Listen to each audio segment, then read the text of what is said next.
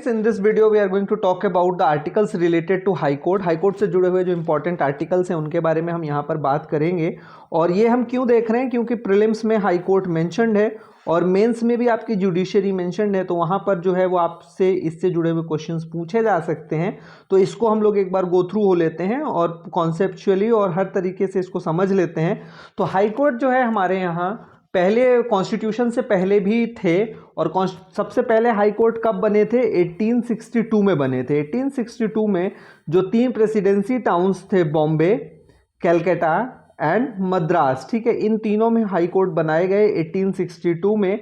और 1862 के बाद जो एक हाई कोर्ट बना, बहुत इंपॉर्टेंट हाई कोर्ट, 1866 में इलाहाबाद हाई कोर्ट बनाए गए। ठीक है, तो इलाहाबाद हाई कोर्ट कब बना था? 1866 में। और उससे पहले जो 3 हाई कोर्ट्स थे वो कब बने थे? 1862 में बने थे। अभी जो है हम लोग इंपॉर्टेंट आर्टिकल्स जो हैं वो देख लेते हैं। तो सबसे पहले आर्टिकल 214 जो है वो ये कहता है कि there shall be a high court for states. तो स्टेट्स में हाई कोर्ट होगा। ये कौन सा आर्टिकल कहता है? आर्टिकल हमारा है 214, ठीक है, 214। देन आर्टिकल 215, आर्टिकल 215 कहता है कि high court to be a court of record. ठीक है, तो ये इंपॉर्टेंट शब्द है, court of record. Court of record का क्या मतलब होता है?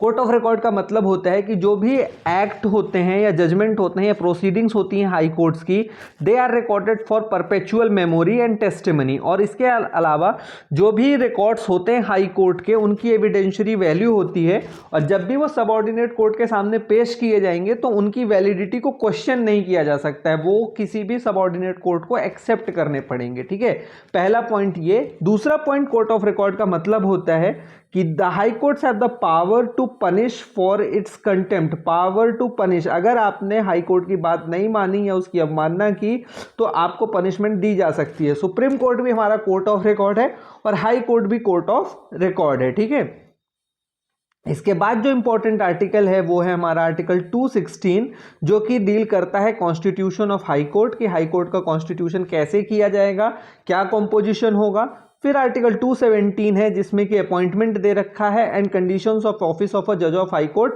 और हम सभी जानते हैं कि हाई कोर्ट के जज की अपॉइंटमेंट कौन करता है? प्रेसिडेंट करते हैं। ठीक है, प्रेसिडेंट करते हैं अपॉइंटमेंट ऑफ हाई कोर्ट जज। और वो कौन से आर्टिकल के अंदर करेंगे? आर्टिकल 217। ठीक है, जब हाई कोर्ट के जज की अपॉइंटमेंट हो जाएगी तो उसके बाद शपथ लेनी होती है, ओथ और अफर्मेशन बाय जजेस ऑफ हाई कोर्ट। ये किस आर्टिकल में है? आर्टिकल 219, 219 में ये आर्टिकल दे रखा है, शपथ। और शपथ कौन दिलाता है हाई कोर्ट के जजेस को? वो गवर्नर दिलाते हैं। ठीक है, और गवर्नर को शपथ कौन दिलाता है? Chief justice of high court. ठीक है, तो ये ध्यान रखेंगे हम लोग, गवर्नर जो है वो शपथ दिलाते हैं हाई कोर्ट के जजेस को। इसके बाद जो है हमारा और इंपॉर्टेंट आर्टिकल्स हैं वो हैं आर्टिकल 222। आर्टिकल 222 किससे डील करता है? ट्रांसफर ऑफ जजेस from one high court to another. ठीक है, तो जो एक हाई कोर्ट से दूसरे हाई कोर्ट में ट्रांसफर होता है जजेस का, वो कौन से आर्टिकल में है? 222। 224 में है हमारा appointment of additional and acting जजेस। तो एडिशनल और एक्टिंग जजेस के अपॉइंटमेंट किस आर्टिकल के अंदर होता है? Article 224। Then article 225, it is related to jurisdiction of high court. और आर्टिकल 226 है हमारा, that is related to writs by high court. ठीक है, तो एक चीज ध्यान रखिएगा, जो रिट ज्यूरिसडिक्शन है हाई कोर्ट का वो किस आर्टिकल में है? 226, 226 में।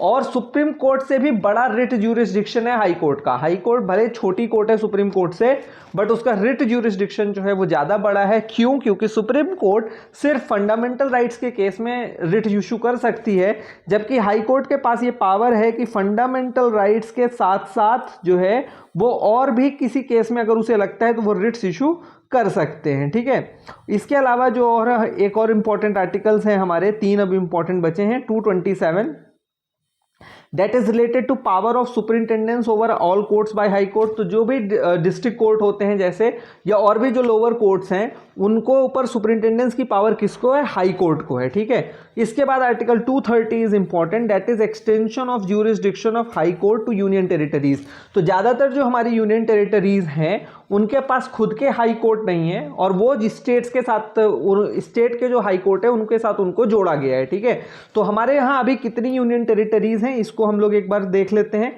8 यूनियन टेरिटरीज हैं। ठीक है, 8 यूनियन टेरिटरीज में से 2 यूनियन टेरिटरी ऐसी हैं, एक दिल्ली की और दूसरी जम्मू एंड कश्मीर की। ठीक है, जिसका खुद का हाई कोर्ट है। तो ये 2 यूनियन टेरिटरीज हो गई जिनकी अपने हाई कोर्ट हैं, ठीक है। बाकी की यूनियन टेरिटरीज किसके साथ अटैच हैं एक बार देख लेते हैं। तो आपका जो अंडमान एंड निकोबार आइलैंड्स हैं, या जो Andaman and Nicobar union territory है, ये किससे अटैच है? कलकत्ता हाई कोर्ट से अटैच है, ठीक है। कलकत्ता हाई कोर्ट हो गया। फिर जो हमारी लक्षद्वीप है, लक्षद्वीप जो हमारी यूनियन टेरिटरी है, ये किसके साथ अटैच है? यहां पर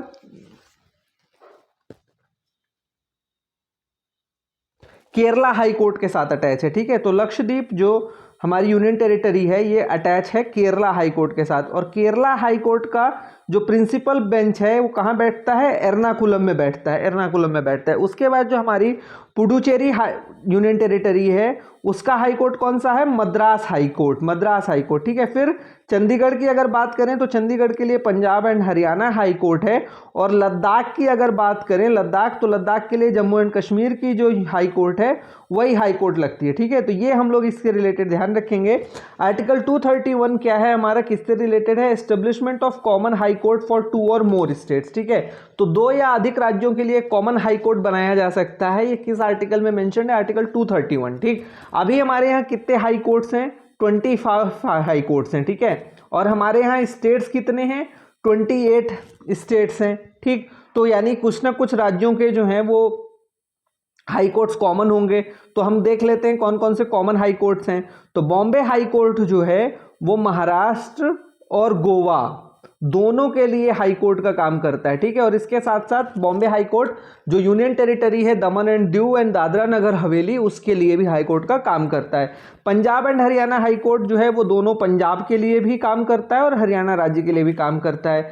then we have Guwahati high court. Guwahati high court के अंदर 4 स्टेट्स आते हैं, एक असम, दूसरा नागालैंड, तीसरा अरुणाचल प्रदेश और चौथा मिजोरम। तो गुवाहाटी हाई कोर्ट के पास 4 स्टेट्स हैं, असम, नागालैंड, अरुणाचल प्रदेश एंड मिजोरम।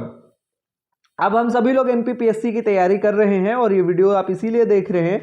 तो हम जो है एमपी हाई कोर्ट के बारे में देख लेते हैं। तो उसकी जो मुख्य जो पीठ है वो कहाँ है? सीट ऑफ सिटिंग वो जबलपुर में है। इस चीज़ को ध्यान रखेंगे। एमपी हाई कोर्ट हमारा कब बना था? 1 नवंबर 1956, ठीक है। 1 नवंबर 1956 को ये बनाया गया था। इसके अलावा अगर हम बात करें तो इसकी जो बेंच है वो कहाँ है? ग्वालियर और इंदौर में है, ठीक है। एमपी हाई कोर्ट की जो बेंच है वो कहाँ है? ग्वालियर और इंदौर में। स्ट्रेंथ कितनी है मध्य प्रदेश हाई कोर्ट की? वो है 53। एट प्रेजेंट कितने जजेस हैं? 34 जजेस हैं। पहले चीफ जस्टिस कौन थे मध्य प्रदेश हाई कोर्ट के? मोहम्मद हिदायतुल्ला, एम हिदायतुल्ला जो हैं वो पहले चीफ जस्टिस थे मध्य प्रदेश हाई कोर्ट के। 1956 से लेके 58 तक रहे और आगे चल करके ये देश के उपराष्ट्रपति भी बनते हैं। He acted as vice president of India. And सबसे लॉन्गेस्ट टेन्योर किस हाई कोर्ट के चीफ जस्टिस का रहा है? पीवी दीक्षित साहब का रहा है, ठीक है। तो इस चीज को ध्यान रखिएगा। पीवी दीक्षित 1959 से 69 तक लगभग 10 साल जो हैं justice PV Dixit Madhya Pradesh high court के चीफ जस्टिस रहे। और इसके बाद ये लोकायुक्त भी रहे। तो मध्य प्रदेश के पहले लोकायुक्त भी रहे हैं पीवी दीक्षित। ये फैक्ट हम लोग याद रखेंगे। Thank you and have a nice day.